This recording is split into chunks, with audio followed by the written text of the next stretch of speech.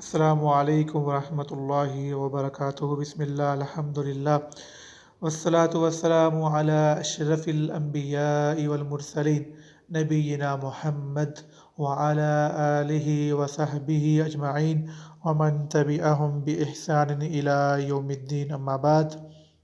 باب ما جاء فی الاقسام علی اللہ۔ آج کا ہمارا بیان یہ ہے کہ اللہ پہ قسم ڈالنا، یعنی اللہ کو قسم دینا، یہ کیسا ہے۔ اللہ کے نبی صلی اللہ علیہ وسلم نے پہلی امتوں میں سے ایک شخص کا بیان کیا جو کہ بڑا نیک تھا۔ کہا کہ اس نے یہ قسم کھائی کہ واللہ لا یغفر اللہ لفلان، کہ اللہ کی قسم اللہ تعالیٰ فلاں شخص کو معاف نہیں کریں گے۔ اس نے یہ بات قسم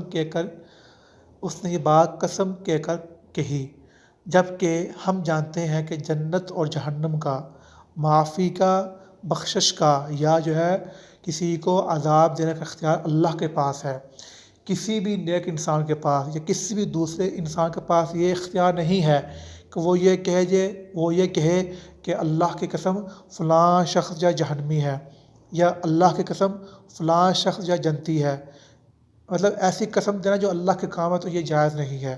تو اللہ رب العزت نے اس شخص کو جس نے یہ قسم کھائی تھی، اس کو اللہ نے جہنم میں ڈال دیا، اس کے اعمال ضائع ہو گئے، اور جس کے بارے میں اس نے قسم کھائی تھی اس کو اللہ نے معاف کر دیا، کیونکہ کوئی بھی ایسا انسان نہیں جو اللہ پہ قسم ڈالے۔ اللہ کے کاموں میں وہ خلل ڈالنے کی کوشش کرے۔ معاف کرنا یا عذاب دینا، جنت یا جہنم، یہ اللہ کے کام ہیں۔